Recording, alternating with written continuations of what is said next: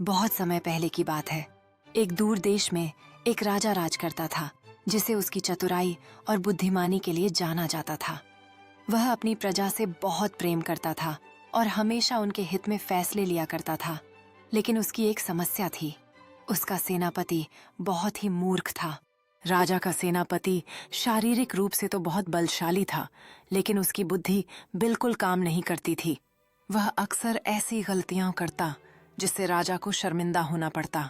एक दिन पड़ोसी राज्य के राजा ने संदेश भेजा कि वे आपस में दोस्ती बढ़ाने के लिए राजाओं की एक बैठक बुलाना चाहते हैं। राजा ने सेनापति को संदेश दिया कि वह उस बैठक के लिए तैयारी का ध्यान रखे और राजदूत को उचित जवाब दे। राजा अपने शाही कक्ष में टहल रहा है, गहरी सोच में डूबा हुआ है, जबकि वह पड़ोसी राजा के साथ होने वाली बैठक के लिए अपना भाषण अभ्यास कर रहा है। उसकी आंखों में आशा की चमक है, लेकिन सेनापति ने अपनी मूर्खता में संदेश का गलत अर्थ समझ लिया।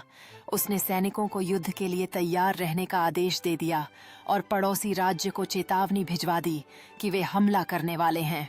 जब राजा को यह पता चला तो उसने सिर पकड़ लिया और तुरंत स्थिति को संभालने के लिए खुद राजदूत को भेजा। पड़ोसी राजा बहुत नाराज हुआ, लेकिन राजा की चतुराई और समझदारी से युद्ध टल गया। राजा को अब यकीन हो गया था कि यह मूर्ख सेनापति राज्य के लिए खतरा बन सकता है। उसने सेनापति की परीक्षा लेने का फैसला किया।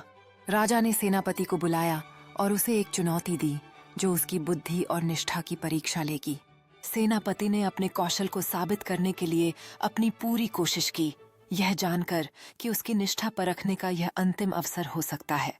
जैसे जैसे मुकाबला आगे बढ़ा, सेनापति ने अपने प्रशिक्षित कौशल का प्रदर्शन किया, यह दर्शाते हुए कि वह केवल मूर्ख नहीं है। एक दिन राजा ने सेनापति को बुलाया और कहा, मुझे राज्य में सबसे समझदार व्यक्ति चाहिए, उसे मेरे पास ले आओ।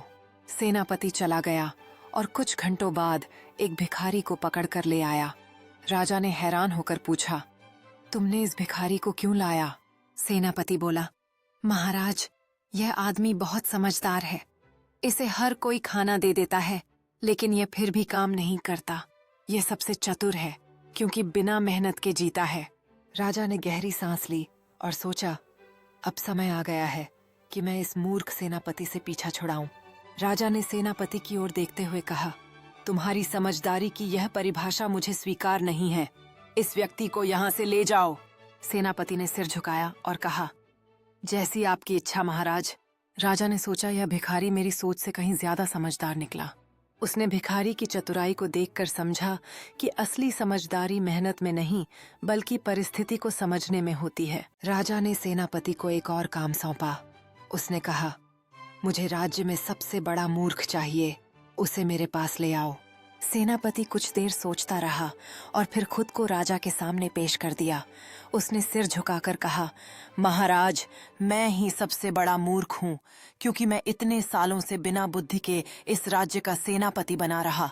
राजा मुस्कुराया और कहा, तुम्हें आखिरकार अपनी गलती समझ में आ गई। अब तुम अपने घर जाओ और आराम करो। मैं अब एक नए सेनापति की नियुक्ति करूंगा। सीख।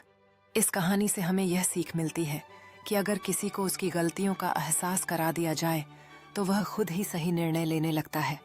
और एक राजा को हमेशा बुद्धिमान और योग्य लोगों को अपनी टीम में रखना चाहिए, ताकि राज्य सही दिशा में आगे बढ़े। राजा ने अपने नए सेनापति की नियुक्ति की, जो राज्य के भविष्य को उज्जवल बनाने के लिए प्रेरित करता है और लोग शासन में सकारात्मक बदलाव महसूस करते हैं।